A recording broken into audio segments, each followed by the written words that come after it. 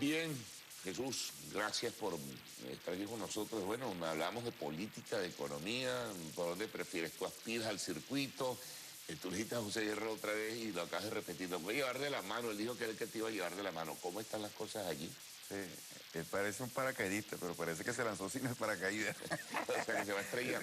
Yo creo que sí, porque ni siquiera conoce los sectores populares, nunca ha vivido allí, nunca ha pasado por allí, pero eso es lo de menos. Nosotros tenemos una articulación muy estrecha con la población, incluso ya tenemos una consigna, Carlos. Valle Coche y Santa Rosalía, ese es el circuito de Jesús Farías. No, bueno, Ya con ese nombre.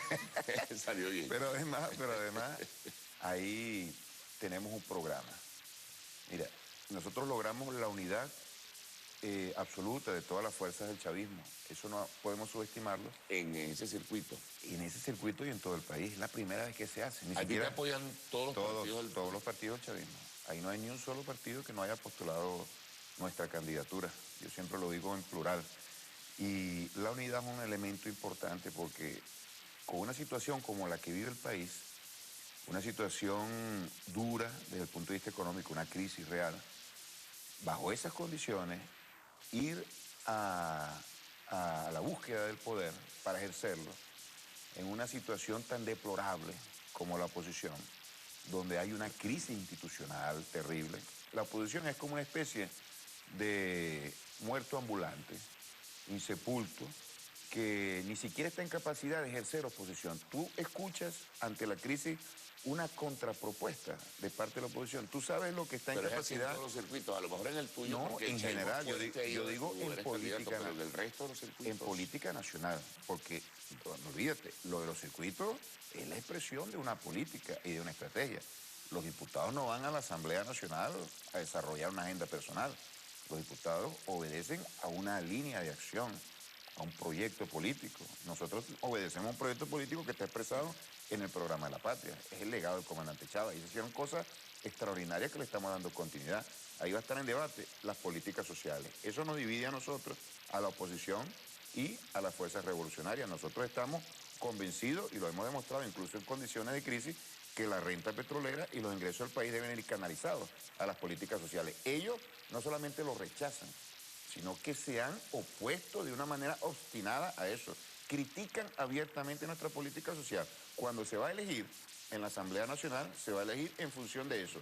Un gobierno que esté en capacidad de aplicar estas políticas. Y digo un gobierno porque buena parte de la actuación del gobierno depende del legislativo, de las leyes que apruebe el legislativo y de los recursos que apruebe el legislativo. Claro, porque tú tienes fuerza, tienes un trabajo político de años allí, además hay un origen muy importante en esa zona, me consta de eso además a través de lo que fue el trabajo de tu papá en el Partido Comunista y todo, en esa zona precisamente. Entonces tú tienes una raíz ahí, pero en otros circuitos, donde no parece ser el chavismo tan fuerte.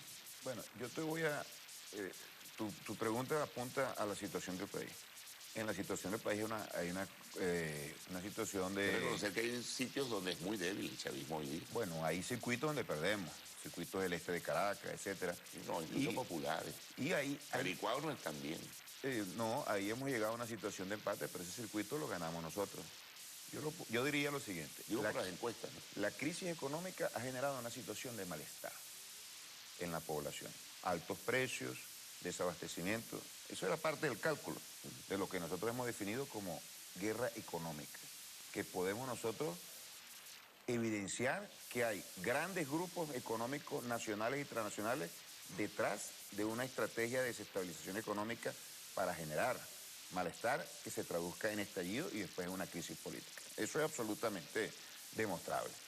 Ahora, ¿hay pruebas de eso? Mira, Maduro dijo ayer que dice que decía ayer, recordaba que el sectores de poder de los Estados Unidos, de la política estadounidense. Y el país dice, bueno, preséntame pruebas. Sí, mira, la ExxonMobil.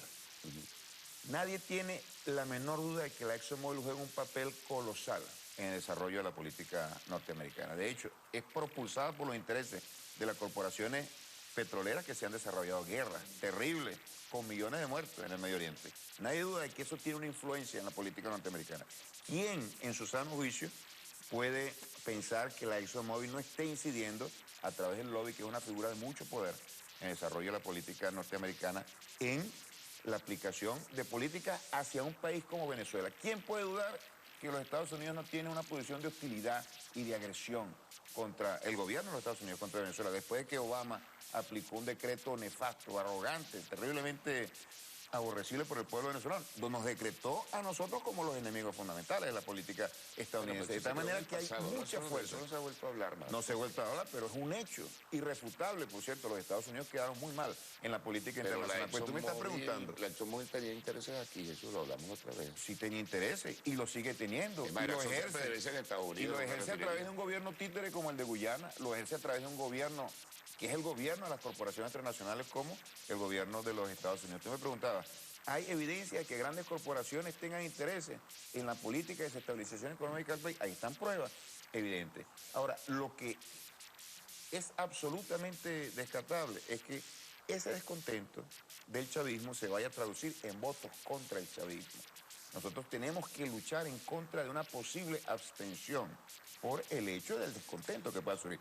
Y la estrategia para tener éxito en ese esfuerzo está en explicar a la gente cuáles son las causas de las dificultades económicas.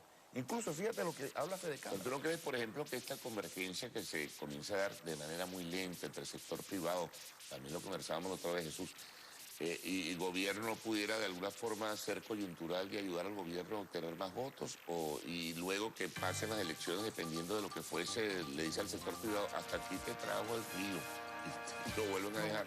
Yo creo que si Fede Cámara va a actuar con sinceridad en función de su declaración. No es la misma de antes, Jesús.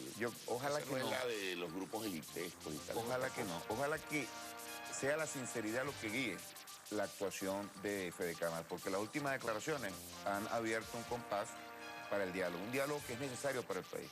Nosotros apostamos a ese diálogo. Nosotros apostamos a que el sector privado juegue un papel fundamental en el desarrollo de la economía. Nosotros apostamos a que el sector privado tenga en su agenda, por ejemplo, esfuerzos de inversión, esfuerzos de producción, esfuerzos de exportación, esfuerzos de eficiencia.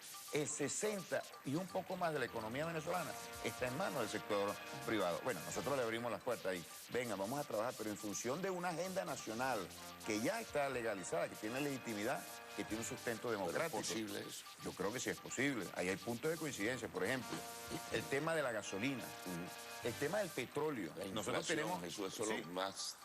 El tema del petróleo, cómo nosotros consolidamos la política petrolera como un patrimonio nacional y no solamente el chavismo. El tema de la producción y el tema de los precios.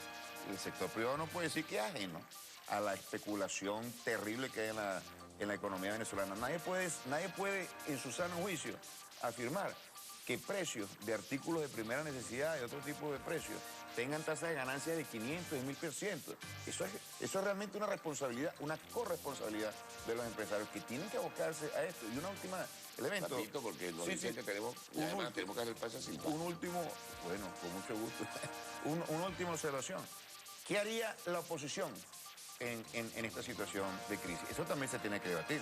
Nosotros estamos aferrados a una política que atienda a lo social, en lo fundamental, y que se mantenga en condiciones de soberanía para disponer del petróleo. Ahora, ¿la oposición qué haría?